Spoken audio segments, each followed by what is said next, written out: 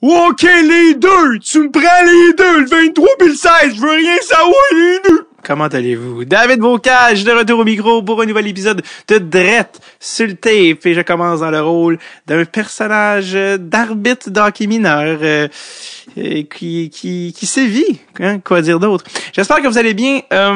Annonce fort intéressante qui a paru dans les dernières semaines. Le gouvernement du Québec a annoncé que les salles de spectacle réouvraient. Et c'est une bonne nouvelle parce que je veux vous rappeler, il y en a peut-être qui l'ont entendu dans les derniers épisodes, mais que ma nouvelle date pour mon heure de rodage qui s'intitule Essai-Erreur est déjà en vente au davidbocage.com. Ça se passe le 1er avril 2022, évidemment. Attention, tout. Et voilà. Sur la rive-sud de Montréal à Longueuil. Donc, heureux. Si tout va bien, on se croise les doigts. On va se rendre à ce spectacle. Et qui sait, probablement. Je dis pas probablement. Il faudrait pas que je vende la peau de l'ours avant de l'avoir snappé. Possiblement à capacité complète. Donc, à suivre. Mais j'aimerais ça vous voir en personne. On a cette connexion à travers le podcast. Mais 1er avril 2022, je fais SRR, c'est 1 heure de nouvelles jokes et les billets sont au davidbocage.com. Sinon, la famille pis tout, hein? Ah, ouais. Toi, arrête! Toi, lâche-moi. Donc, cette semaine, on reçoit Michel Vigneault à Drette sur le tape, historien, professeur d'histoire également, et tout résiduel de mon côté, ça faisait longtemps que je voulais qu'on jase un petit peu de tout cet aspect-là du sport. Montréal connaît pas super bien son histoire, hein, même les fans les plus hardcore du Canadien ne pourraient pas vous dire le nom de toutes les équipes qui ont précédé à Montréal ou même le nombre de Coupes Stanley qui a réellement été remporté à Montréal. Donc, je trouvais ça fort pertinent de recevoir Michel au podcast. On aborde tous les sujets de l'origine du hockey. Montréal a un gros rôle, selon plusieurs, dans l'origine du hockey, du moins le hockey nord-américain. Donc, j'en dis pas plus et on va revenir en arrière et retracer en fond l'histoire du hockey, surtout en lien avec la ville de Montréal. Michel est historien du sport et plus précisément même spécialisé dans le hockey. Donc, je vous en dis pas plus et je vous laisse découvrir notre invité cette semaine, Monsieur Michel Vigneault.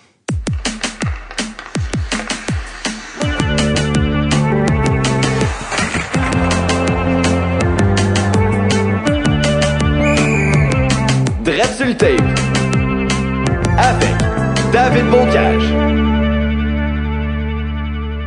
Ça faisait longtemps à Drette sur le tape que je voulais qu'on revienne sur l'aspect un petit peu plus anthropologique du hockey, un petit peu plus l'aspect historique, parce que oui, les gens à Montréal ou du Québec sont très très passionnés par Montréal, le berceau du hockey, mais s'il y a quelque chose qui hérite notre invité, c'est que les gens pensent qu'il y a 24 Coupes Stanley qui ont été gagnées à Montréal ou 24 championnats, et c'est faux! C'est faux. C'est plus que ça. C'est 41. Mais je vous dis pas tout de suite pourquoi. 41, mais moi, dans mon décompte, c'est 42. Puis je peux monter à 47, même 48. Oui. Là, quand on parle encore de Coupe Stanley, on est rendu à oui. Coupe Stanley même, tu vois. Ouais. Mais ça, c'est un décompte qui est un peu spécial puis qui est pas reconnu officiellement. Ah, donc il est encore... donc, Michel Vigneault pour... Qu'on a tout de suite sauté dans le bain, hein, on n'a pas. Donc Michel Vigneault, historien, professeur d'histoire, je vais te laisser te définir parce que t'as tellement de titres que je veux pas en oublier.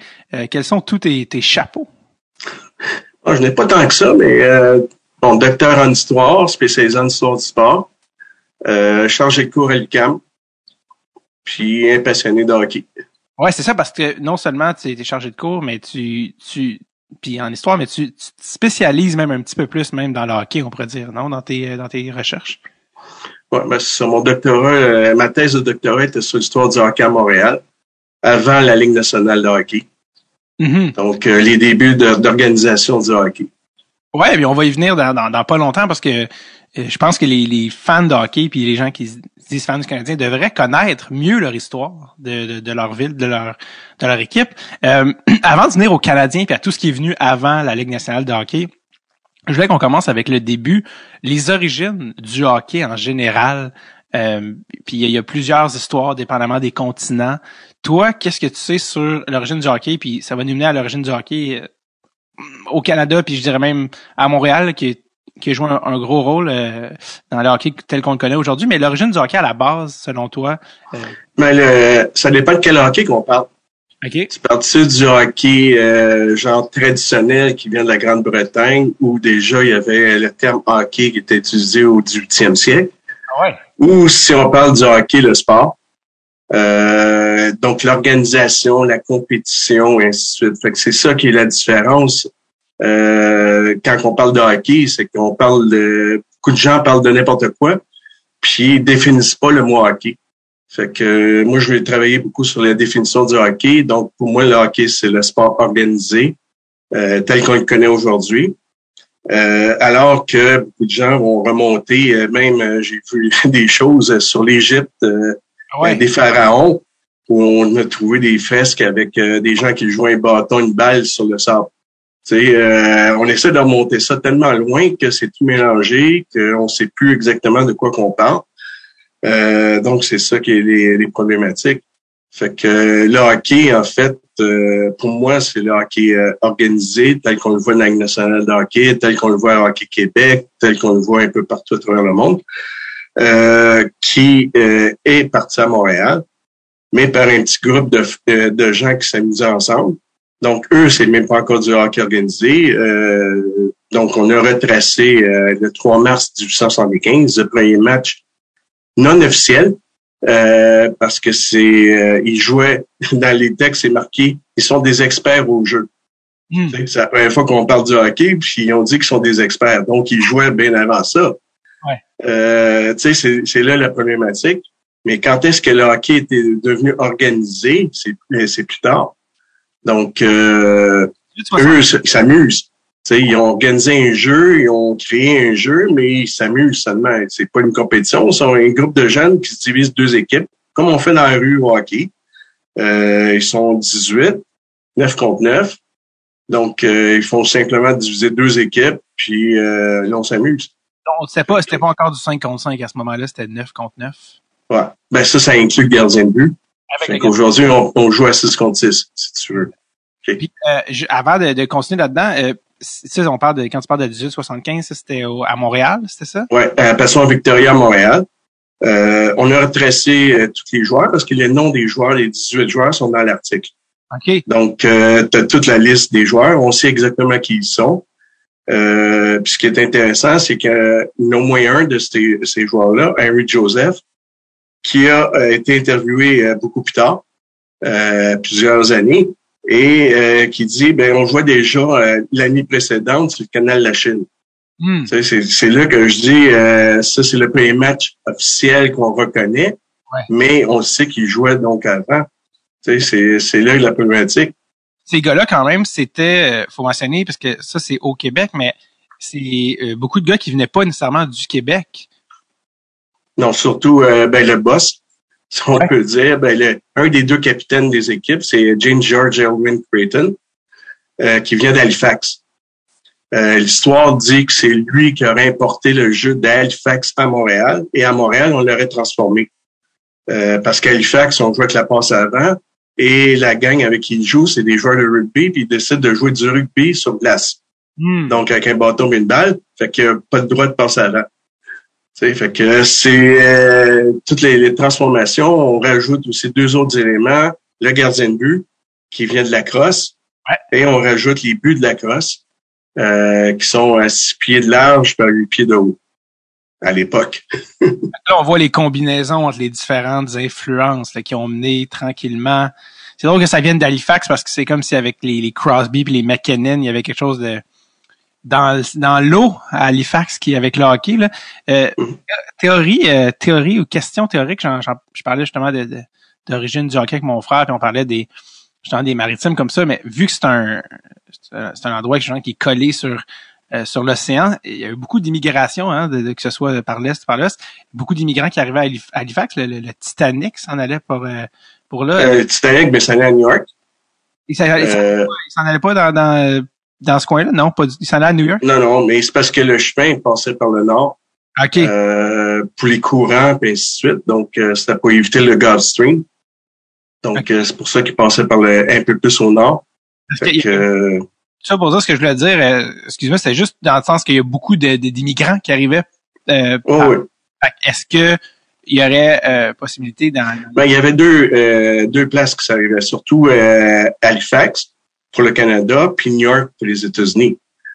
Fait que c'était les deux ports les plus proches de l'Europe. Ouais. Mais c'est sûr que par le train, par la suite, il rentrait à l'intérieur du continent, donc Montréal, Toronto. Ouais. Donc c'est pour ça que Halifax est le port d'entrée. D'ailleurs, il y a un beau musée à Halifax sur l'immigration par le bateau. Mais Montréal aussi était un port très important à l'époque.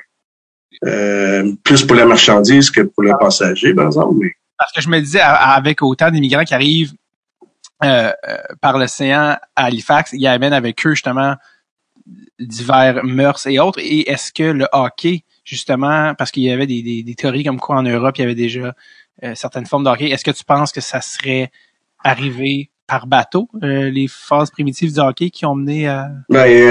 Déjà, après la conquête, les soldats britanniques qui sont déjà installés à Québec, à Montréal, et qui jouent, par exemple, le cricket pour passer le temps, parce que la guerre est finie ici, mais elle continue en Europe, la guerre de 7 ans. Donc, ici, pour passer le temps, ils jouent du cricket. Ils amènent avec eux déjà un paquet d'activités que les colons français connaissaient pas. Malgré qu'en Nouvelle-France, on faisait du patin, déjà. Donc, il y a même des lois qui avaient été passées pour interdire le patin dans les rues de Québec. Parce qu'ils trouvaient que c'était dangereux pour les passants. Fait que, ça te donne une idée que, il y a beaucoup d'activités qui se passaient déjà dans le temps de l'économie. Ouais. Mais par la suite, c'est sûr que les Britanniques, eux, avaient déjà beaucoup d'expériences, disons, sportives, entre guillemets, d'activités qu'ils ont amenées avec eux lors de l'immigration suite à la conquête. Fait que ça rentre par Montréal, ça rentre par Québec, ça rentre par les provinces maritimes. Donc, tout ça est tout mélangé. D'ailleurs, Montréal, le problème, quand on parle du hockey, Montréal, c'est un genre de melting pot du hockey, si on peut dire. C'est que tu as les Irlandais qui ont eu leur jeu de bâton de balle qui s'appelle le hurling. Les Anglais amènent le bandy, puis les Écossais le shinty. Mais le problème, c'est qu'ils sont pas assez nombreux pour se faire des ligues entre eux. Fait qu'ils mélangent tout ça. Et ça est devenu le hockey, d'une certaine manière. Ça, c'est des théories, là, parce qu'on n'a rien de précis dedans. Il n'y a aucun écrit. C'est ce qu'on pense par rapport à la population qui existait à l'époque. Oui, puis en identifiant les différents éléments des différents sports. C'est ça. Je viens de me rappeler ça. Je me demandais pourquoi je pensais à Halifax. C'est ça, c'est à cause de quand le Titanic avait coulé, il y avait beaucoup de choses qui s'étaient ramassées sur le lac. Halifax. C'est ça, ils ont tout ramené à Halifax. D'ailleurs, il y a un cimetière du Titanic à Halifax. Fait que tous les corps qui ont été repêchés, ils les ont amenés à Halifax. Ah, c'est ça. C'est pour ça qu'il y a un port d'Halifax avec la tragédie du Titanic. Bref, retour à Montréal, 1875, James Creighton, comme on parlait, qui est arrivé d'Halifax, qui est venu un petit peu amener la graine, là, si on veut. Ça, c'était des gars qui allaient à McGill, c'est ça? Bon, là, c'est l'autre théorie. Excuse. On dit toujours le hockey est inventé à McGill, ce qui est faux. Ou le hockey est inventé par les étudiants de McGill, ce qui est faux. Tous les joueurs ont passé par McGill, sauf qu'ils n'étaient pas tous étudiants à McGill à ce moment-là. Creighton, c'est l'exemple parfait. Il est rentré à McGill en 77. Donc, lui, il arrivait d'Halifax comme ingénieur parce qu'il a fait son cours d'ingénieur à Dalhousie et il était engagé par le chemin de fer. Donc, il s'est trouvé un job à Montréal. Puis, par la suite, il est devenu avocat. Il a fait son cours de droit à McGill. Et tu vois, c'est tous des gens qui ont passé par McGill, mais qui n'étaient pas tous à McGill à ce moment-là. OK, donc l'histoire, c'est probablement que McGill a flairé la bonne affaire de se dire... Ah ben oui. de s'approprier peut-être le mérite. Pas juste McGill, des anciens de McGill ont lancé cette idée-là, puis ainsi de suite. Fait que, voilà. Non, c'est ça, c'est la théorie, mais c'est quand tu rentres dans le pratico-pratique, tu te rends compte qu'il y a des petites choses. Et donc 1875, ça commence à se former, les premiers matchs, tout ça. À partir de quand on commence vraiment à avoir des équipes organisées à Montréal? 1877, donc 2 ans plus tard. McGill organise sa première équipe. Donc, il s'appelle vraiment McGill. T'as la gang de Creighton qui ont formé 2 équipes, le St. James et le Metropolitans. Fait que tout ça commence à partir de ce moment-là. Mais réellement, le hockey s'organise à partir du Carnaval de Montréal en 1883. Quand c'est la première compétition organisée qu'on fait pendant la semaine du Carnaval. Donc, là, il y a un trophée qui est remis. Il y a 3 équipes qui se présentent. Puis ça, c'est vraiment le fun parce que le hockey va changer à ce moment-là. Dans quel sens? Parce que le hockey, il y a plusieurs formes de hockey qui existent. Tu as la forme de Montréal, qui joue à 9 contre 9, pas de passe avant. Tu as aux États-Unis ce qu'ils appellent le ice polo, qui est un sport pas mal similaire, mais que là, la passe avant est légale. Sauf qu'à Montréal, on jouait avec du body checking, tu sais, des plaquages, parce que c'est des joueurs de rugby, alors qu'aux États-Unis, ils n'ont pas le droit de plaquer. Ouais. Fait que c'est toutes sortes de mélanges. Et tu as une équipe à Québec qui, eux, sont... la population est moindre à Québec qu'à Montréal, fait qu'eux décident de jouer à 7 contre 7. Puis quand McGill le Carnaval est organisé, il y a une équipe de Québec qui se présente, ils sont à 7, Montréal, on joue à 9. Fait que les 2 équipes de Montréal qui sont présentes, McGill et Victoria, décident de retirer 2 joueurs pour être équitable. Et on joue le tournoi à 7. Et par la suite, le hockey devient à 7. Parce que tout le monde a accepté cette règle-là en disant « Oh, ça fait plus d'espace sur la patinoire, donc c'est plus facile de jouer. » Donc, le hockey va être transformé grâce à l'équipe de Québec. On passe de 9 à 7. C'est drôle parce que c'est comme transformé, mais pratiquement malgré eux, dans le sens que c'est par défaut. Ah ben oui. Ben, c'est toujours de même. Le jeu va évoluer par des... Bon, on a des règlements qui sont annoncés en 1877. Les premiers règlements qu'on retrouve dans le journal. Et c'est, Creighton, on sait que c'est Creighton qui est en arrière de ça. On prend les règlements qui ont été établis l'année précédente dans le hockey sur gazon. Ouais. Et là, on utilise ces règlements-là, puis on dit, bon, regarde, ce règlement-là, ça correspond à ce qu'on joue, ben, ainsi de suite. Fait que, on garde quelques règlements du hockey sur gazon, d'où la théorie que le hockey sur gazon est l'ancêtre du hockey, alors c'est faux, mais c'est deux événements parallèles, mais il y a des influences l'un de l'autre. Et là, on a ces règlements-là qu'on utilise. On change quelques autres règlements, et ce qui donne que on a des règlements du 177. Les prochains règlements, c'est du 186 qu'on trouve. Mais on voit qu'il y a une évolution entre ces 2 dates qui fait que le hockey a complètement évolué par rapport à ces années-là. C'est à quel moment qu'on va passer de 7 contre 7 à 6 contre 6? 7 à 6, c'est en 1912. Alors qu'on va enlever le joueur qu'on appelle le rover, qui est un genre de demi, si tu veux, si on fait une allusion au soccer, qui lui se promenait entre la défense et l'attaque. Parce qu'à l'époque, les attaquants restent à l'attaque et les défenseurs restent en défense. Tu as le rover qui fait un peu le mélange de tout ça. Et on va enlever ce joueur-là parce que le hockey est maintenant professionnel et on veut couper un peu dans les salaires. Fait qu'on enlève un joueur. Encore une fois, pour des raisons économiques dans ce cas-ci. Ouais.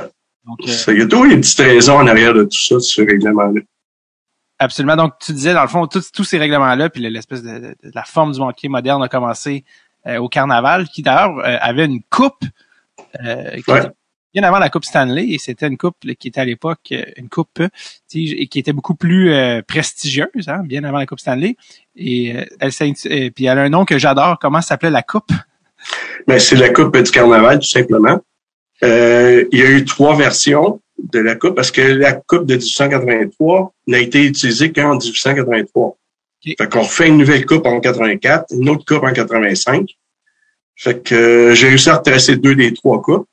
Celle de McGill a été donnée au Musée McCourt, puisque le Musée McCourt appartient à McGill. Donc, c'était plus facile de garder là.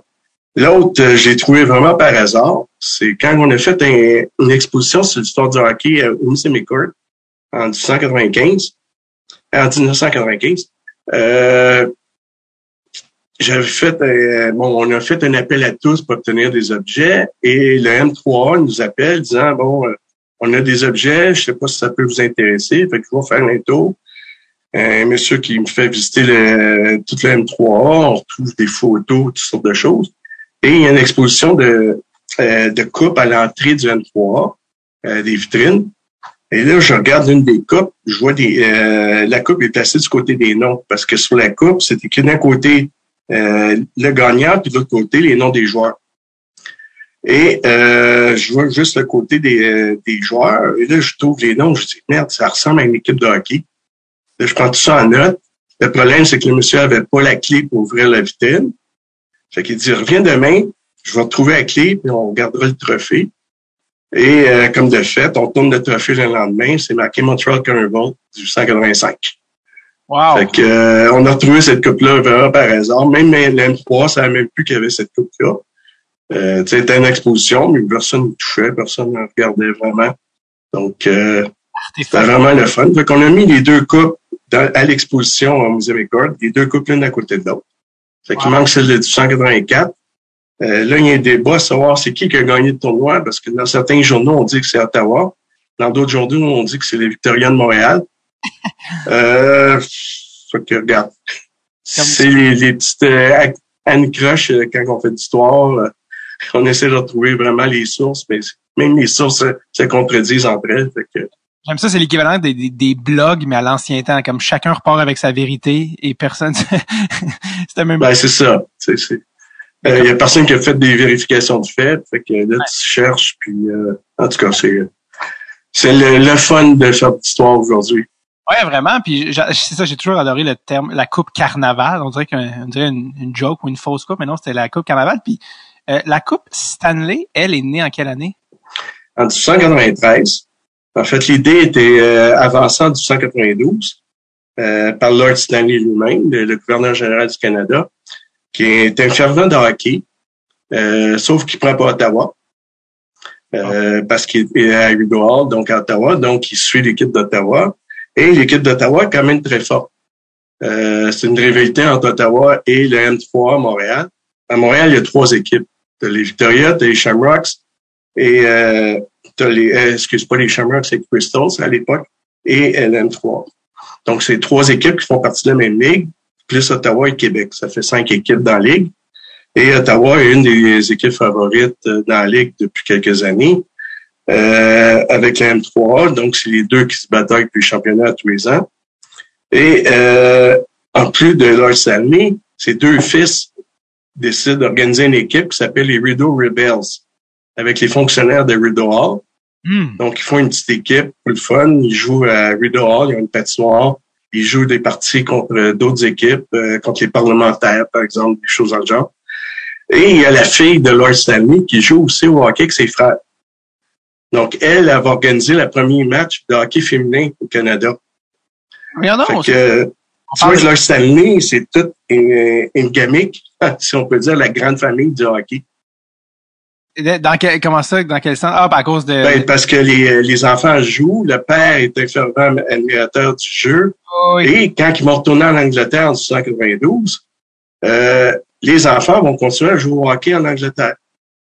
Okay, et ils vont importer donc le hockey canadien en Angleterre à ce moment-là. Ah! Parce que là, on parle quand même fin 19e en ce moment, mais moi, j'ai lu que des ligues, les femmes avaient leur ligue professionnelle en 1916 et 17. Est-ce que c'est vrai? Ouais. Ça, c'est à Montréal, à cause de la guerre. OK. Donc, il y a beaucoup d'hommes qui sont partis à la guerre de Montréal, du côté anglophone surtout. Et donc, les patinoires deviennent un peu vides. Et c'est un des propriétaires de patinoire, Patrick Doran, qui est propriétaire de la patinoire Jubilé dans l'est de Montréal, qui organise cette ligue-là de hockey féminin en disant, ben regarde, on va remplir l'espace qu'on a de temps de glace avec du hockey féminin. Fait que c'est une fois par semaine, il y a 2 matchs, il y a 4 équipes. Et donc, les filles vont ramasser via les revenus des parties. Wow. Ils vont se partager donc les revenus, puis c'est comme ça qu'ils deviennent professionnels. C'est pas des gros montants, là, mais quand même. C'était pas sans rappeler, il y avait pas un film de baseball avec une prémisse similaire, le League of Their Own avec Tom. Ouais, ben c'est ça. Ça, c'est 1945. Okay, pour la c'est pendant la Deuxième Guerre mondiale aux États-Unis. On fait la même chose. On veut attirer les gens, aussi leur faire oublier la guerre. Ouais. À ce moment-là, tu sais, en attirant donc des gens. Mais les filles sont quand même très bonnes. Oui. Que ce soit au hockey ou au baseball, c'est des très bonnes filles qui ont été utilisées. Quand même fascinant qu'il y ait eu des ligues professionnelles, tu sais, au début du 20e, puis avant que ça, que ça a autant tombé entre ça et, donc par exemple, le moment où ils sont finalement allés aux Olympiques en 98, quand même fou que entre ça, il y a, tu sais, 80 ans de qu'est-ce qui se passe. Mais c'est facile à expliquer. Je veux dire, le sport féminin a toujours été un enfant pauvre du sport. Ouais. Tu vois, là, en 1916-17, possiblement en 1918 aussi, ils ont fait donc le hockey professionnel à Montréal. Justement pour remplir des espaces, mais aussi pour faire oublier la guerre. Ouais. Après ça, les années 20, il va y avoir du hockey féminin à Montréal, surtout avec McGill, les collèges anglophones. On va organiser beaucoup de sports pour les femmes. Mais arrive la crise économique. Là, on perd du point de vue féminin. Tout va être coupé. Même les hommes ils vont perdre aussi énormément. Parce que là, on cherche d'emploi, on n'a plus le temps libre. Donc, le sport féminin va être le premier à être coupé avec la crise économique. Mais il va y avoir beaucoup de problématiques aussi du côté des hommes. Je prends l'exemple de la Ligue nationale de hockey, qui a 10 équipes dans les années 20, qui tombent à 7, 8 équipes dans les années 30, et finalement à 6 pendant la guerre en 1942. Donc, la crise a touché aussi le sport masculin. Et donc, le sport féminin va complètement arrêter, puis on va reprendre ça seulement dans les années 60 pour le hockey féminin, où on va voir apparaître des filles qui vont commencer à jouer au hockey avec des patins blancs de Panthère Fantasy, et ainsi de suite. Tu sais. C'est pas extraordinaire comme jeu, mais ça commence là. Et par la suite, ça va évoluer. Dans les années 80, c'est là que le boom va partir. Et dans les années 90, que t'as la Coupe du monde de hockey féminin, t'as les Jeux olympiques par la suite. Donc, c'est là que le boom va vraiment éclater. On réalise que c'est toujours très contextuel, c'est toujours très relié socio-économiquement à l'histoire, là, finalement, tous les événements. Ah, c'est ça. On parlait tantôt de la Coupe Carnaval qui nous amenait à la Coupe Stanley. J'ai lu que la Coupe Stanley, la Coupe Carnaval à l'époque valait quelque chose, tu me corrigeras, comme 750 $, alors que la Coupe Stanley en valait 50. Ouais. 750, faut pas trop exagérer, mais elle valait plus que la Coupe Stanley. La Coupe Stanley, en fait, c'est un bol à salade qui a été acheté en Angleterre. Un bol à salade acheté en Angleterre? Ouais. Je t'écoute, t'as mon attention, continue. Donc, c'est Lord Stanley qui demande à ses amis en Angleterre d'y acheter un genre de coupe et on y achète un gros bol à salade chez un orfèvre quelconque en Angleterre. On envoie ça à Ottawa. Ça lui coûtait environ 50 $. Donc, c'était pas extraordinaire. C'était un bol en argent, tout simplement. Alors que la coupe du carnaval, c'est faite par la compagnie Burks, donc à Montréal même, plaqué or. Donc, ça vaut quand même pas mal plus cher qu'une coupe en argent. Donc, quand les gens font, pendant les séries, où les jeunes ou des gens font des coupes à la maison avec des bols des bols en métal sur le dessus, on est plus proche de la genèse de la Coupe Stanley qu'on pourrait le voir. Tu peux prendre un bol à salade en plastique et tu vas faire pareil. Exact. Wow, c'est comme rudimentaire, comme pour un trophée qui est devenu aussi symbolique puis aussi fort. C'est ça. Je veux dire, c'est Lord Stanley, lui, il pensait simplement récompenser une équipe, la meilleure équipe au Canada, mais tu sais, c'était quoi qu'on pouvait donner comme trophée.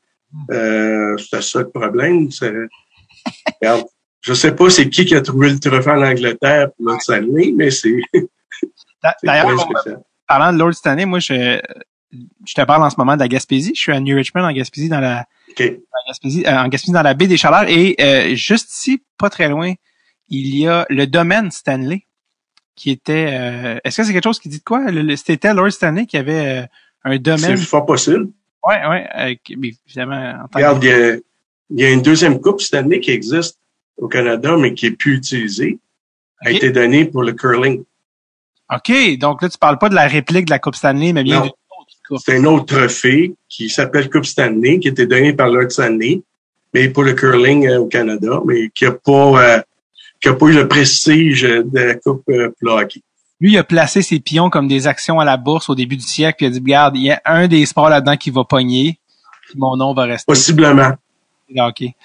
J'aime ça parce qu'on a fait beaucoup d'aller-retour puis on revient, puis c'est parfait comme ça. Donc, on vient à Montréal, donc fin 19e. Le hockey commence à s'organiser. On se rapproche des règles du hockey tel qu'on le connaît aujourd'hui. La Ligue nationale, elle, sa création, la Ligue nationale de hockey, c'est seulement en 1917, c'est ça? Oui. Mais en fait, elle a été créée en 1910. C'est ça? C'est l'Association nationale de hockey qui a été créée en 1910 et qui a été changée en Ligue nationale en 1917. C'était un conflit entre un propriétaire et le reste de la Ligue. C'est que, c'est point de vue juridique, on a changé le nom de la Ligue pour éviter un propriétaire qui causait un paquet de problèmes dans l'Association nationale. C'est Eddie Livingston, propriétaire de Toronto, qui vote toujours contre les autres équipes, qui met des bâtons dans les roues dans la Ligue. Et à un moment donné, on réussit à trouver le moyen de le mettre dehors. C'est qu'il y a deux équipes à Toronto en 1917. T'as l'équipe des Blue Shirts de Toronto qui appartient à Livingston, mais t'as le 226e bataillon, qui sont des joueurs de hockey qui sont engagés dans l'armée, qui ont formé leur équipe et qui, au mois de février, pendant la saison, est demandé au front en Angleterre, donc doivent quitter la saison. Et les autres équipes décident, OK, il reste une équipe à Toronto, on la fait sauter, comme ça on n'aurait plus à voyager à Toronto. Fait que, parce que les autres équipes, c'est Montréal, Québec, Ottawa. Donc, on fait sauter Toronto. On s'est trouvé une raison pour le mettre dehors. Livingston va en injonction contre la Ligue dans un tribunal à Toronto. Il y a un juge qui donne raison. Et il se présente à la réunion de la Ligue au mois de novembre en disant, vous n'avez pas le droit de me mettre dehors. Fait que les autres équipes disent, OK, reste seul dans ta Ligue. Nous autres, on va créer une nouvelle Ligue. Fait que c'est comme ça que la Ligue nationale crée. C'est les mêmes équipes que l'Association nationale. Donc, j'imagine que l'autre ligue est morte par le fait même. Ben, c'est ça. Il restait juste Livingston avec une équipe. Fait que, c'est un truc de se partir sa propre ligue. C'est ça. Mais il a essayé d'ailleurs de repartir une autre ligue par la suite, pour faire une ligue rivale à la Ligue nationale. Il a essayé de partir l'Association américaine. Okay. Il y avait 3-4 équipes aux États-Unis. Ça n'a jamais fonctionné. Il n'a jamais été capable d'avoir les fonds, d'avoir des propriétaires d'équipes, et ainsi de suite. Mais il avait mis ça sur papier. Fait qu'il a vraiment mis des bâtons dans les roues. Le pire, c'est quand on va donner à la création de la Ligue nationale, on va donner une nouvelle franchise à Toronto qui va reprendre tous les joueurs de l'équipe de Livingston. Et ça, on va donner ça à l'aréna de Toronto. C'est l'aréna où jouait l'équipe de Toronto. C'est pour ça que ça s'appelle les Toronto Arenas. Et on découvre par la suite, une semaine ou deux plus tard, qu'un des bailleurs de fonds de cette équipe-là, c'est Livingston. Ah! Que les propriétaires de l'aréna de Toronto, qui ont la nouvelle franchise, vont chercher quand même Livingston pour y ramasser des fonds. Mais la Ligue va le savoir assez vite, fait qu'ils disent aux Arenas, vous pouvez garder votre franchise, mais on veut rien savoir de Livingston. Fait que Livingston n'est pas bienvenu, mais un an plus tard, il quitte l'équipe comme propriétaire, bien sûr. C'est là qu'il repart. Il essaie de repartir ses autres ligues par la suite. Des ligues concurrentes bien avant l'Association mondiale de hockey, hein, ouais, mais il y en avait d'autres à l'époque. T'as 4-5 ligues professionnelles au Canada qui jouent pour la Coupe Stanley dans les années 1910. Okay. T'as la Ligue des Maritimes, qui va durer 2-3 ans. T'as la Ligue de l'Ontario, qu'on va surnommer la Trolley League, parce que toutes les équipes peuvent se rejoindre par autobus, par trolley. Tu sais, les fameux autobus avec les fils électriques, les tramways, si tu veux. T'as la Ligue du Manitoba, mais la plus principale, c'est la Pacific Coast Hockey Association, qui va être créée par les frères Patrick, qui sont des gens de Montréal, qui se retrouvent en Colombie-Britannique parce que leur père est une compagnie de bûcherons. Tu sais, en Colombie-Britannique, il y a des grands arbres et tout, fait que ils vont faire fortune là-dedans. Et les deux frères s'ennuient du hockey, fait qu'ils créent une ligue dans l'Ouest canadien, à Vancouver, à New Winster, et à Victoria, donc 3 villes de Colombie-Britannique. Ils forment une ligue, vont faire un raid dans les équipes de l'Est, parce qu'ils connaissent tous les joueurs. Fait qu'ils leur offrent des contrats pour venir jouer dans l'Ouest. Les équipes de l'Est sont pas trop d'accord, en tout cas. Et donc, ils vont former une ligue qui va partir en 1912 et qui va durer jusqu'en 1926. Okay. Et ces deux ligues-là, la Ligue nationale et la Pacific Coast, vont être les deux équipes rivales à partir de 1914 pour la Coupe Stanley. Donc, de 1914 jusqu'à 1926, c'est les deux ligues qui jouent pour la Coupe Stanley. Puis finalement, la Ligue nationale va dominer. Ben, ce qui s'est passé, c'est que la Ligue du Pacifique a cessé ses activités et Fitzpatrick vont vendre les droits des joueurs à la Ligue nationale. Okay. Et on va former 3 nouvelles équipes dans la Ligue nationale à partir des équipes de la Pacifique. Donc, les Rosebuds de Portland deviennent les Blackhawks de Chicago. Les Cougars de Victoria deviennent les Cougars de Détroit. Oui. Et les Shakes de Saskatoon deviennent les Rangers de New York. OK, donc c'était vraiment le squelette là, de ce qu'allait devenir. C'est ça. Fait que tous les joueurs reviennent dans l'Est. Et là, on va former 3 nouvelles équipes. La Ligue devient à 10 équipes. Donc, 2 divisions, une division canadienne, une division américaine. Puis, fait que c'est comme ça que la Ligue va monter dans les années. Puisqu'on parle on parle des débuts de la Ligue nationale de hockey, le Canadien n'est pas la première équipe de hockey à Montréal. On va juste reculer de quelques années pour ce qui va mener à la Ligue nationale de hockey. Mais la première équipe de hockey à Montréal, c'est en fait, quel est son nom? C'est McGill. Donc, si tu veux. Mais après ça, c'est les Victoria de Montréal qui sont formés par les membres de la patinoire Victoria, où tout le monde joue au hockey, tout le monde patine. C'est la grosse patinoire à Montréal à l'époque. Donc, les Victoria, le Victoria Skating Club organise une équipe de hockey qui va s'appeler Victoria. Et par la suite, il va y avoir le Montreal Hockey Club qui va être formé en 1884 par des anciens de McGill. Donc, eux décident aussi de construire un joueur au hockey, donc ça forme un club. Et tu vas avoir les Crystals qui sont formés par le Crystal Rink. Le Crystal Palace, qui est une patinoire aussi à Montréal, qui vont se former une autre équipe de hockey. Donc, tu as 3 équipes à Montréal qui vont jouer, donc, qui vont se former une ligue après le carnaval. On va créer une ligue qui va s'appeler l'Amateur Hockey Association du Canada, qui va regrouper, donc, Montréal, les 3 équipes de Montréal, plus Ottawa et Québec. Donc, c'est les mêmes équipes qui participaient un peu au carnaval, qui vont se former, donc, une nouvelle ligue, qui va être la première ligue organisée au Canada en 1886 et qui va donc être l'ancêtre lointain de la Ligue nationale de hockey. Et les Wanderers, tout ça, c'est... Les Wanderers vont apparaître beaucoup plus tard. Okay. Les Wanderers apparaissent en 1904. En fait, c'est un conflit entre des joueurs et leur équipe. C'est des joueurs du MAA et des Victoria qui décident de vouloir faire un petit peu d'argent en jouant au hockey. Et décident de partir de leur équipe, former une nouvelle équipe qui va s'appeler Wanderers et former une nouvelle ligue qui va s'appeler la Ligue fédérale. Et qui se veut donc une ligue rivale à l'ancienne ligue qui s'appelle à ce moment-là la Canadian Amateur Hockey League. Parce qu'elle a changé de nom en 1998. Encore des conflits entre les équipes. Regarde, les changements de nom, c'est à cause des conflits entre des équipes.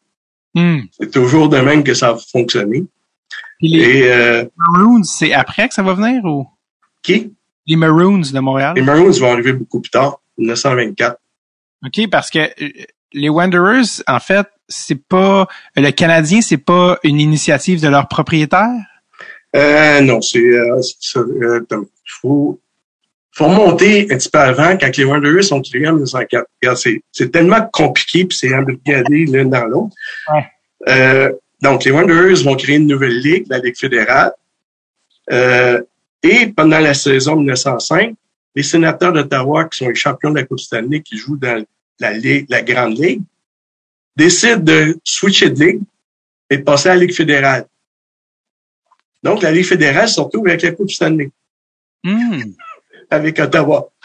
C'est drôle, c'est comme ça que ça a voyagé de ligue, c'est assez étonnant. C'est ça, puis c'est, tu sais, exemple, c'est comme si les Nordiques de Québec dans la MH décidaient de switcher de ligue pendant une milieu de saison. Puis d'amener la Ligue nationale. Ouais, c'est ça, puis d'amener la coupe avec eux aussi qui est. C'est ça. Tu sais, amener la coupe à AFCO, à la Ligue nationale. Tu sais, mais regarde, si je caricature un peu, mais c'est un peu le principe. C'est drôle. Fait que c'est tous des conflits entre joueurs. Tu sais, regarde, même s'il y a deux ligues, tout le monde se connaît. Mm-hmm. C'est tout le même monde qui organisait le hockey depuis la fin du 19e siècle, qui se retrouve au début du 20e. C'est tout le même monde, mais c'est juste des conflits de personnalité, des conflits d'ego, si on peut dire. Qu'est-ce qui va mener à la création du Canadien de Montréal? OK. Donc, les Wanderers, eux, vont changer de ligue. En 1907, les deux équipes, Ottawa et Wanderers, retournent dans l'ancienne ligue. La Ligue fédérale va tomber en 1907. Elle va changer de nom, elle va s'appeler l'Ottawa Valley Hockey League, mais ça va devenir une ligue mineure. Pendant ce temps-là, bon, les Wanderers continuent de faire des conflits. Tu sais qu'est-ce que veut dire Wanderers? Ben, to wander, c'est pas comme errer? C'est comme... ça, des vagabonds. Vagabonds, exact. Mais eux autres vont changer de ligue continuellement. Tu vois, ils commencent la Ligue fédérale, surtout dans la Canadian Amateur Hockey League. La Canadian Amateur League va changer de nom pour différentes raisons, principalement parce qu'elle devient professionnelle. Donc, elle devient la Eastern Canada Hockey Association, la Canadian Hockey Association. Les Wanderers se font mettre dehors de cette ligue-là en 1909 parce que un des propriétaires de l'équipe, Patrick Doran, que j'ai parlé tantôt du hockey féminin, est propriétaire de la patinoire Jubilee. Et il veut déplacer son équipe des Wanderers dans sa patinoire, dans l'est de Montréal. La patinoire Jubilee, juste pour situer un peu, c'est pas loin du métro Préfontaine, sur les rues, au coin des rues Moreau et Sainte-Catherine. Okay, pour ceux qui connaissent un petit peu l'est de Montréal.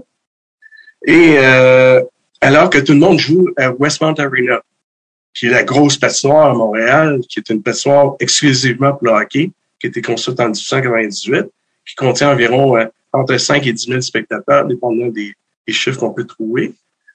Donc, c'est une grosse patinoire, alors que le Jubilé, c'est une petite patinoire de pas plus que 5 000 spectateurs. Fait que, puis les équipes décident, regarde, on veut rester dans l'Ouest, on veut pas aller jouer dans l'Est, parce que c'est toutes des équipes anglophones. Mm-hmm. Fait que, ils disent aux Wanderers, vous voulez jouer dans l'Est, vous voulez jouer tout seul. Fait qu'on les met dehors. Fait que les Wanderers se retrouvent tout seuls pour le moment. Mais lors de la même réunion, il y a une autre équipe qui se présente, qui est Renfrew, qui est dans le nord de l'Ontario, et qui veut rentrer dans la Ligue et qui a un propriétaire qui a beaucoup d'argent. Et lui provient de la fameuse Ottawa Valley Hockey League que je t'ai parlé tantôt, qui a changé la Ligue fédérale. Tu vois, tous les liens sont là.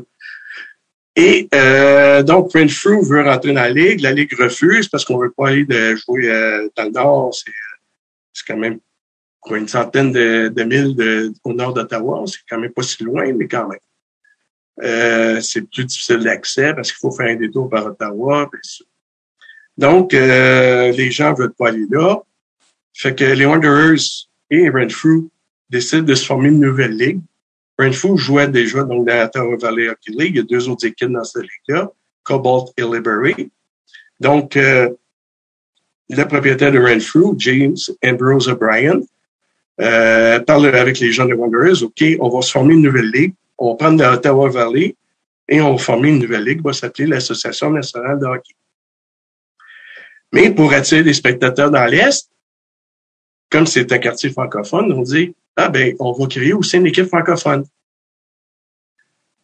En même temps, la Canadian Hockey Association, qui joue à Westmount, va appeler le national qui existait déjà, à emmener une autre équipe francophone là. Donc, faire une rivalité. Donc, on va avoir des équipes francophones anglophones qui se font des rivalités entre elles. Mm-hmm. Donc, le Canadien va créer, à l'instigation des Wanderers, principalement un des joueurs qui est aussi propriétaire, c'est parce qu'à peu près tous les joueurs sont propriétaires d'équipe. Ils ont des parts dans l'équipe. Donc, c'est James Gardner, qui est un des joueurs qui va proposer donc de créer cette équipe-là. C'est lui qui trouve le nom, le Canadien, et qui va trouver un joueur qui va organiser l'équipe, qui est Jack Laviolette. OK. Donc, le propriétaire du Canadien de Montréal, à la base, est anglophone. Ouais. Ben, c'est Ambrose O'Brien qui dit, OK, moi, je fournis l'argent à tout le monde. J'ai de l'argent. Je vais vous donner donc l'argent pour former cette équipe-là, le Canadien. Voilà. Fait que O'Brien donne l'argent à Jack Laviolette. Il dit, là, ton argent, là, ton budget. Trouve-toi les joueurs avec ce budget-là. Trouve-toi l'équipement pour faire des uniformes et tout. Et c'est comme ça que le Canadien va créer en 1909. En décembre 1909, pour la saison 1910. Pour créer une rivalité, finalement, avec les clubs anglophones de la ville. C'est ça. C'est assez ironique parce que, tu sais, aujourd'hui, quand on pense Canadien de Montréal, on pense à Maurice Richard, on pense à un symbole, tu sais, canadien-français à l'époque, par excellence, mais à la base, ça a été parti par des anglophones, ironiquement. Ouais. Mais, regarde, tu as eu une période où il y a eu des propriétaires francophones du Canadien. C'est en 1921-1935. Léo Dandurand, Joe Caterinic, Louis Letourneau.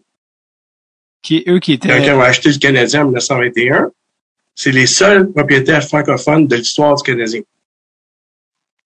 Parce qu'après ça, en 1935, c'est les Maroons qui achètent le Canadien. Ouais. Après ça, c'est Molson qui achète le Canadien. Braffman, Molson. Donc, il n'y a jamais eu de propriétaire francophone à part cette petite période-là de 14 ans, entre 21 et 35. Jeff Molson parle français aujourd'hui, mais j'imagine qu'il est plus considéré anglophone. Ah ben oui, son origine est anglophone et tout. Complètement. Parce que à la base, on l'a vu, on en a parlé dans l'histoire, mais c'est fou parce que c'est tellement devenu le sport du peuple, le hockey, tu sais, puis un sport accessible, mais tu sais, pour les Québécois, mais à la base, c'était vraiment un sport d'anglophone élite bourgeois à la base, le hockey. Ben oui. Ben, ceux qui jouent au hockey à l'époque, au 19e siècle, c'est ceux qui ont le temps de jouer. Parce qu'oublie pas, à l'époque, quand tu travailles, c'est quasiment 12 heures par jour. Ouais. 6 jours semaine. Donc, le samedi. Le dimanche, c'est le jour du Seigneur. Il n'y a aucun sport qui s'est pratiqué le dimanche ou à peu près. Il y a des interdictions autant de la ville que les gens, les puritains, chrétiens disent, ben regarde, on fait pas d'activité dimanche. Fait que il y a pas de sport le dimanche. Fait que t'as pas le temps. Non, c'est ça. Si t'es un ouvrier, t'as pas le temps de jouer. Comment Montréal est devenu la seule équipe? En fait, le Canadien est devenu la seule équipe de Montréal parce qu'elle n'était pas la première. Non, c'est ça. Ben, regarde, du côté francophone, t'as déjà 2 équipes avant le Canadien. T'as le Montagnard et t'as le National. Le National est créé en 1895. Le Montagnard en 1898. Le Montagnard, en fait, c'était un club de racketteurs qui a décidé de se lancer dans le hockey en 1898. Okay. Et le National, c'est un club multisport qui se lance dans un paquet de sports, la crosse, la raquette, le hockey, le baseball, l'athlétisme. Fait que c'était un club multisport qui veut faire l'équivalent du M3 à Montréal du côté anglophone. Parce que le Montreal Amateur Athletic Association, c'est un club multisport aussi. Donc, c'est un peu ça qui se passe. Donc, c'était 2 organisations qui se lancent dans le hockey à la fin du 19e siècle, qui vont monter des échelons quand même assez élevés, qui vont quasiment avoir la chance de jouer pour la Coupe Stanley. Le National, en jouant dans le hockey professionnel, exemple en 1910, quand ils font partie de la Canadian Hockey Association, donc ils ont une chance de jouer pour la Coupe Stanley. Le Montagnard a gagné le championnat en 1907 de la Ligue fédérale. Donc, ils sont des prétendants à la Coupe Stanley. Sauf que là, ils ont un conflit interne dans leur ligue. C'est que Cornwall veut jouer pour la Coupe Stanley au lieu du Montagnard. Le président de la Ligue, c'est le président de Cornwall. Et il organise une rébellion contre le Montagnard en faisant perdre des matchs bidons au Montagnard. En tout cas, de toute façon, Cornwall n'a pas eu la chance de jouer pour la Coupe Stanley parce que à l'époque, il y a des fiduciaires qui gèrent les championnats de la Coupe Stanley et qui disent au Cornwall, vous n'êtes pas les champions de la Ligue, vous n'avez pas le droit de jouer pour la Coupe. Tout ça règle le problème. Ouais, c'est ça. Des petits détails de bref. Ah, c'est un fun de suivre cette histoire-là. C'est compliqué, mais c'est le fun. Ouais, c'est ça. En fait, on s'en allait vers qu'est-ce qui amenait le Canadien de Montréal qui soit vraiment l'équipe. C'est ça. Ben, c'est justement parce que à Montréal, tu as 2 équipes. Au moment que la Ligue nationale est créée, tu as les Wanderers, c'est le Canadien. Puis le Canadien, la création, c'est 1909? Décembre 1909. Puis les Wanderers, c'est 1904. Donc, c'est pour ça que le Canadien a fêté son 100e, dans le fond, avant la Ligue nationale de hockey. Ouais. Exact. Ouais. Les gens, il y a une expression qu'on entend souvent dans le hockey, on dit, les médias disent souvent le Original Six, les Original Six. Quel joke! En parlant des Red Wings, les équipes de la Ligue nationale de hockey, et c'est quelque chose qui fait beaucoup grincer les dents les historiens. Peux-tu m'expliquer pourquoi? Ben, c'est pas compliqué. Les Original Six, le terme a été inventé en 1967, lors de l'expansion. Ouais. Ça fait 25 ans qu'on joue à 6 équipes, depuis 1942 jusqu'à 1967. Donc, on a une période stable de 6 équipes. Et là, tu as les 6 nouvelles équipes qui arrivent de l'expansion de 67, Los Angeles, Philadelphie, Pittsburgh, Oakland, Minnesota, puis Saint-Louis. Et là, pour faire la distinction entre les deux, on dit c'est les anglophones qui ont sorti ça. Donc, les 6 équipes originales versus les 6 nouvelles équipes. Tu sais, c'est là que ça a sorti le terme. Ça n'existait pas avant. Ah oui, le terme Original Six. Mais en fait, il y a 2 équipes originales. C'est le Canadien puis Toronto. Qui sont là depuis 1917. Toronto a changé de nom à travers le temps, mais c'est toujours la même franchise. Mais c'est les 2 seules équipes qui sont là depuis le début de la Ligue jusqu'à aujourd'hui. C'est vraiment c'était vraiment un truc de marketing finalement qui a été utilisé. Ben, c'est les journalistes anglophones, je sais pas si c'est à Toronto, à Montréal qui ont inventé ça, mais. Ouais. Parlant d'histoire de hockey qui est méconnue, j'ai lu plusieurs articles auxquels tu as participé, puis tu disais souvent, je vais te citer, c'est là que réside le problème, tout le monde connaît le Canadien, mais personne connaît le reste de l'histoire. Exact. C'est pour ça que je suis pas un fan du Canadien. Non, est-ce que tu es un fan de l'équipe en particulier? Non, dans le temps, les Nordiques, avant ça, Chicago, mais ça, c'est d'autres histoires. Mais non, j'ai jamais été fan du Canadien parce que le Canadien ne reconnaît pas l'histoire du hockey à Montréal. OK. Jamais on entend parler des Montagnards, du National, qui étaient les équipes précédentes. Jamais qu'on parle des Wanderers. Jamais qu'on parle, ou à peu près pas qu'on parle des Maroons. T'sais, en passant, les Maroons, c'est eux qui ont construit le Forum, c'est pas le Canadien. Le Canadien est arrivé 2 ans plus tard.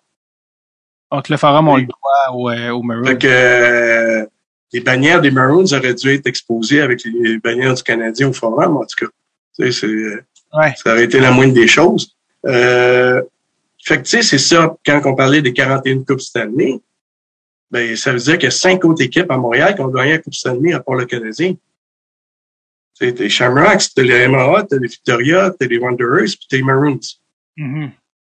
Mais fait que l'histoire du hockey à Montréal, c'est pas le Canadien. C'est beaucoup plus grand que le Canadien.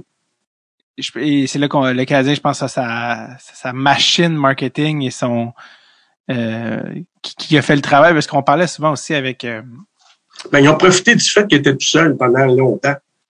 Pour vraiment s'imbriquer dans l'imaginaire collectif comme étant l'équipe montréalaise, effaçant un peu au passage ce qui est venu avant, là, je pense.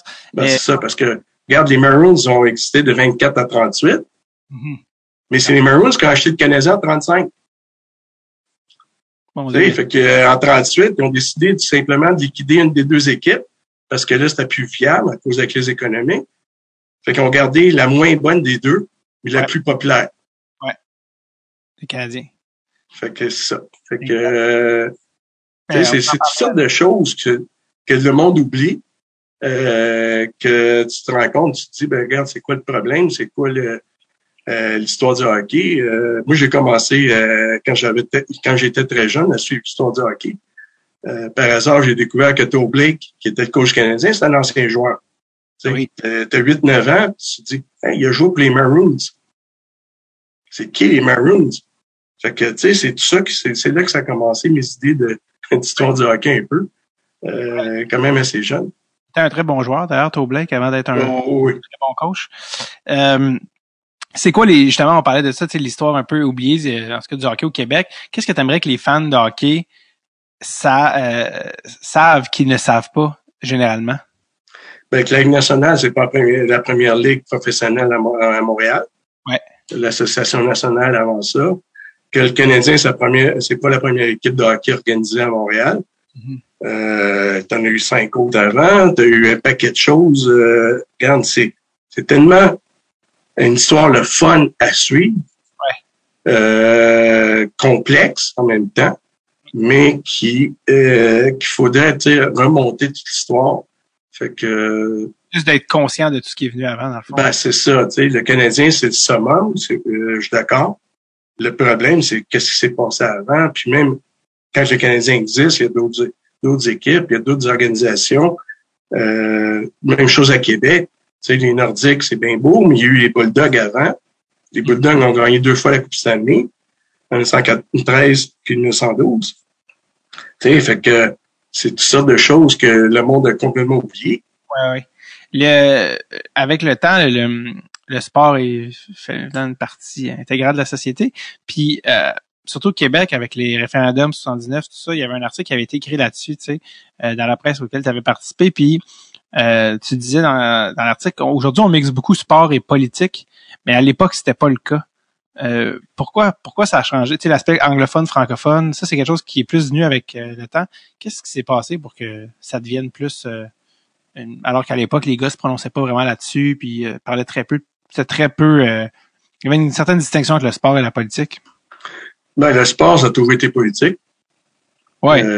Regarde les Jeux Olympiques, c'est le pire exemple. C'est que.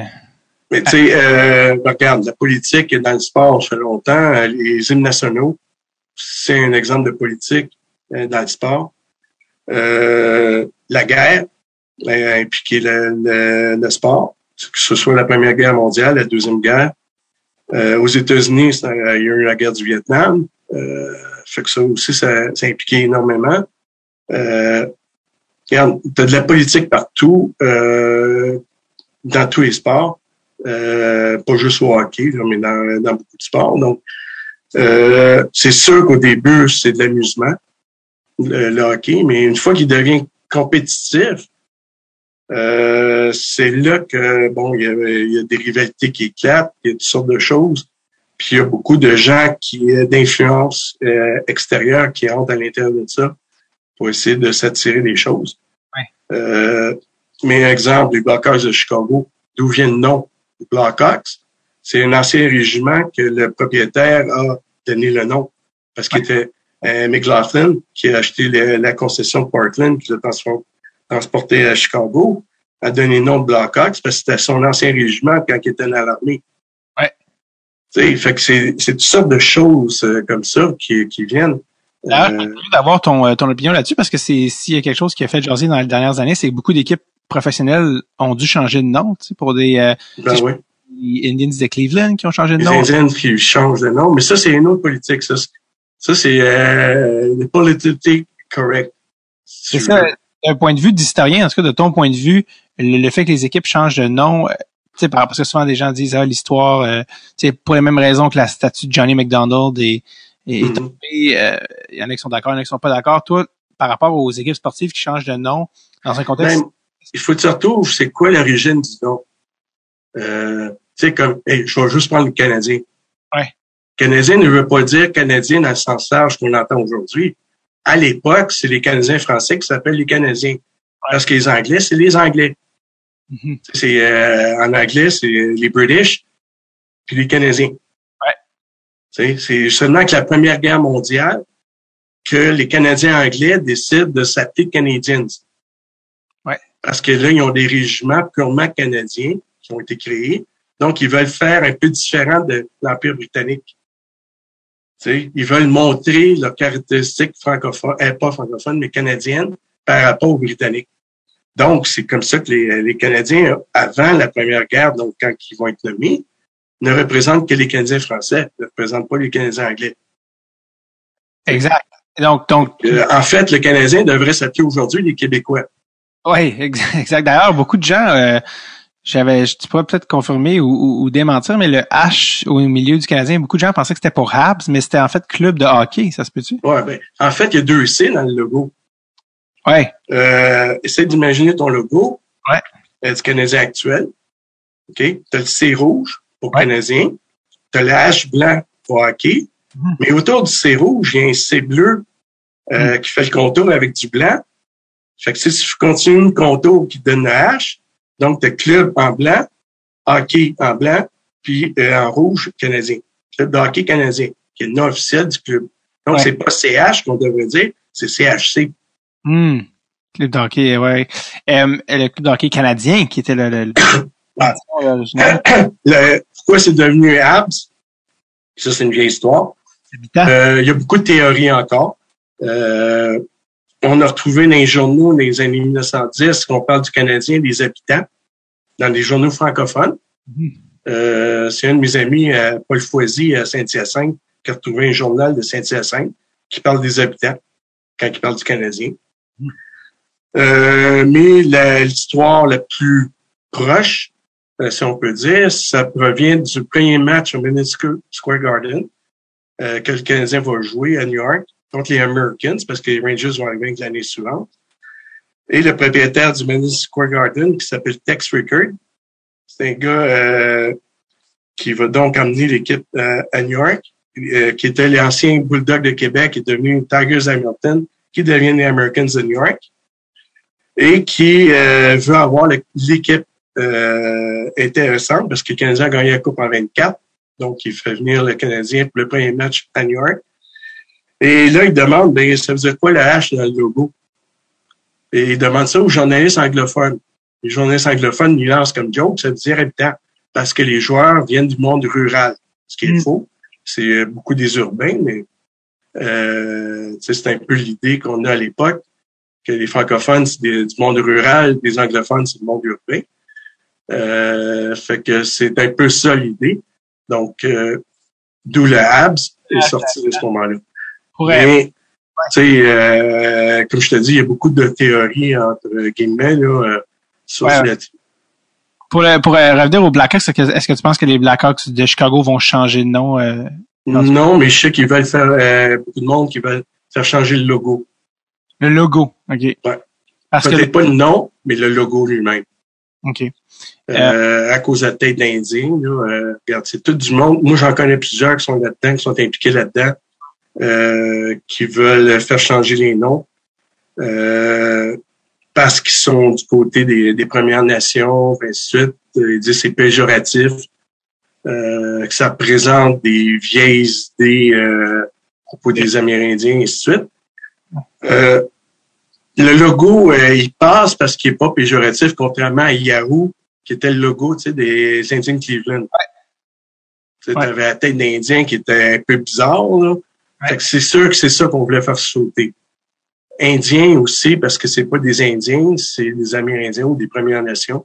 Ça aussi, si on voulait le faire sauter. Les Redskins à Washington, même chose. C'est un surnom péjoratif aux Amérindiens parce qu'ils sont pas rouges, ils sont jaunes, parce qu'ils sont d'origine asiatique, mais à cause du soleil, ils brunissaient, puis ainsi de suite. C'est toutes sortes de choses qu'on essaie de changer.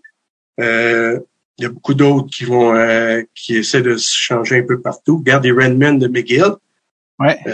C'est maintenant les Redbirds. Je savais même pas. Ça avait changé. Ouais, ça a été changé pour les Redbirds. Parce que le drapeau, le symbole de McGill, c'est des oiseaux. Fait que c'est pour ça qu'on a changé ça. Ça a été plus simple. C'était quoi Redman? C'était quoi la Redman, on ne sait pas trop d'où vient le nom, mais on pense que c'est encore péjoratif par rapport aux Amérindiens. OK. Mais regarde, on n'a pas l'origine officielle. Je connais un gars à McGill, Earl Zuckerman, qui est l'historien du sport à McGill. Il essaie de trouver l'origine, il n'a pas été capable vraiment, mais il pense que ça a été péjoratif par rapport aux Amérindiens. Il y a une question que je voulais te poser qui est plus large un petit peu, peut-être trop, tu me diras, mais je me suis toujours intéressé à savoir le rôle du sport dans une société. Tu sais, je veux dire, chaque société est attirée, gravite autour de ça de tous les temps. Pourquoi le sport occupe cette place-là systématiquement dans une société? Ben, le sport, c'est l'entertainment. Si on parle de sport compétition professionnel, c'est l'entertainment, c'est la TV, c'est les débats à la radio, c'est toutes sortes de choses. Il y a du divertissement. C'est aussi, regarde, aux États-Unis, on appelle ça pastimes. C'est un passe-temps. En même temps, ben c'est une façon. Regarde, moi je regarde les États-Unis, c'est plus les États-Unis que le Canada. Au Canada, on suit ce qui passe aux États-Unis. Ouais. D'une certaine manière, parce qu'on est influencé par les Américains au niveau de l'organisation et tout. Regarde aux États-Unis pour les classes ouvrières, c'est une façon de se sortir de la merde, si on peut dire. Tu fais des millions. Les Noirs, c'est le meilleur exemple. Tu sais, d'aller faire du sport professionnel, basketball, football. De changer de classe sociale, finalement. C'est ça. C'est d'augmenter sa classe sociale, c'est de devenir l'élite. Mais, regarde, ils sont des gens qui sont de la première génération qui changent, ont un paquet de problèmes, de comportement, de drogue, tu sais, des choses dans le genre. Viscéral puis d'identitaire dans le sport. Ben, c'est ça. Tu sais, t'as des sports qui... Regarde, le sport était plat au départ. On se cachera pas. L'intégration des minorités a été très longue, très difficile. Il y a eu toutes sortes de passes droits. Le baseball, c'est un exemple extraordinaire. Avant Jackie Robinson, il y avait des Noirs au baseball. Tu avais les Latinos. Ouais. Tu sais, les Latinos, ils n'étaient pas reconnus comme des Noirs, mais ils étaient des Noirs. Ouais. Tu sais, beaucoup d'anciens esclaves du 17e, du 8e siècle qui avaient été mis dans des archipels des Antilles, qui sont devenus latinos, mais qui sont d'origine noire, tu sais, africaine. Fait que, regarde, fait qu'il y avait beaucoup de latinos qui étaient acceptés dans le baseball, qui avaient la peau brune, mais qui n'étaient pas considérés comme des noirs, comme Jackie Robinson, parce qu'il avait un nom américain. Ah, tu sais, c'est tout ça qui... C'est drôle parce que c'est comme ça devient une question de conception de racisme. C'est un peu comme... C'est assez fascinant. C'est ça, tu sais, c'est l'hypocrisie. C'est pas compliqué, là. Ah, vraiment. Avant de te laisser aller, là, merci déjà de ton temps, mais tu sais, l'histoire s'intéresse beaucoup au passé, mais le présent et le passé de demain. Qu'est-ce qui t'intéresse dans le présent et le futur du hockey, vu que c'est le sport sur lequel tu te penches plus, d'un point de vue historique, que ce soit dans le présent, dans le futur, qu'est-ce qui s'en vient? Quel narratif t'intéresse? Bonne question, j'ai jamais pensé à ça. Qu'est-ce qui va être le présent, qui va être le passé? Ouais. Regarde, juste les transformations des franchises. Les nouvelles franchises qui apparaissent, ça va être quoi l'expansion plus tard? Ça va être quoi les conflits entre sport professionnel, sport amateur? Moi, je l'ai connu, avec le début du 20e siècle, j'ai étudié ça pas mal. Quand le sport devient professionnel, puis que les amateurs veulent rester amateurs, toute l'hypocrisie qui était derrière tout ça. Qu'est-ce qui va être aujourd'hui? Est-ce que le sport olympique va survivre au conflit actuel? Tu regarde les Jeux de Pékin, il y a eu des mouvements de boycott sur les Jeux de Pékin qui ont été lancés, comme à Berlin en 1936, il y a eu des boycotts qui ont été lancés à cause des Juifs. Regarde, c'est tout ça de conflits. En fait, l'histoire se répète de différemment, mais il se répète. Des Juifs ou des nazis? C'est-à-dire ce que les nazis faisaient aux Juifs. Okay, c'est ça. Parce qu'aux États-Unis, il y a eu un gros mouvement de boycott. Ça a passé dans un vote au niveau du comité olympique américain. Est-ce qu'on va aux Jeux olympiques ou on n'y va pas? Ouais. Tu le vois dans le film sur Jesse Owens, avec Brundage qui veut amener son équipe américaine en Allemagne. Et qu'une partie du comité olympique ne veut pas parce qu'il y a beaucoup de Juifs là-dedans dans le comité. Donc, t'as tout ça qui rentre en ligne de compte. Même chose en ce moment avec Pékin. Il y a eu beaucoup de mouvements à cause des Ouïghours en Chine, à cause du Parti communiste chinois, et ainsi de suite. Tu sais, t'as tous ces conflits-là. Donc, quand on parlait de politique tantôt dans le sport, ça, c'en est un exemple flagrant. Comment est-ce que le CIO travaille à travers ça? Le CIO, il va falloir qu'il change sa mentalité à un moment donné. Mais, tu sais, c'est toutes sortes de choses qui fait que, est-ce que les Olympiques vont survivre? Ça, c'est une bonne question. Est-ce que les Olympiques vont être modifié carrément, c'est à voir parce qu'il y a des fédérations qui vont peut-être se retirer des Jeux olympiques à un moment donné. Parce qu'ils vont avoir trop de conflits qui vont rentrer en ligne de compte. Il y a aussi des fédérations qui veulent rentrer parce que tu vois tout l'entertainment qui est autour de ça, le prestige de faire partie des Olympiques. Tu sais, je prends l'exemple de la danse sociale. Ça fait 20 ans qu'ils veulent rentrer aux Olympiques. Ouais. Tu sais, c'est un sport, si on peut dire. Il y a de la compétition, c'est organisé, il y a des structures compétitives, tout. Mais est-ce que c'est un sport?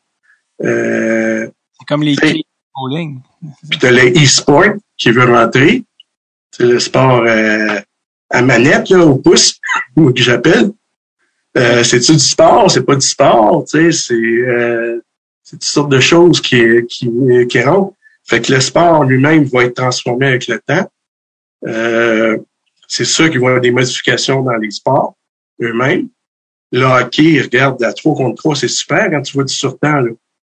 Est-ce qu'on va réduire le nombre de joueurs plus tard?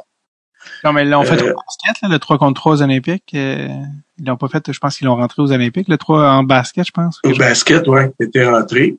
Tu sais, fait que c'est toutes sortes de petites choses comme ça qui se modifient. Est-ce qu'on va avoir beaucoup de choses qui vont modifier? T'as le skateboard qui est rentré aux Olympiques. Ouais. Tu sais, tout le monde disait le skateboard, c'était de l'amusement, mais là, c'est rentré, puis ça fait écarquiller beaucoup d'yeux. Fait que, regarde, le sport évolue. Ça fait quoi, 150 ans que le hockey existe quasiment, puis il a évolué énormément. Ça va encore continuer à évoluer, toutes sortes de choses. Michel, merci énormément, Michel Vigneault, chargé de cours à l'UQAM. Merci de nous avoir éduqué sur les origines du hockey à Montréal en général. Et encore, on n'a quasiment rien dit.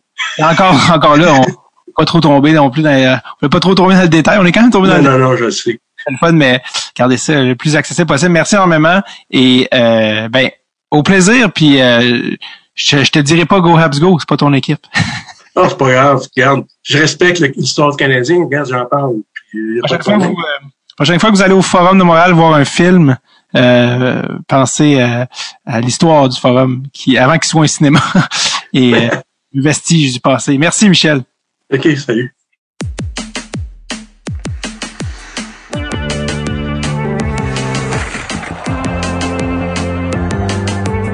Merci Michel d'être passé au podcast. Ça a été un réel plaisir d'en apprendre autant sur notre sport, notre ville, notre club à Montréal. Donc merci, franchement, ça a été fascinant.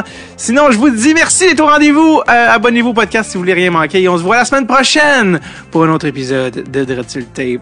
OK, take it easy. OK, bye-bye now. Bye-bye.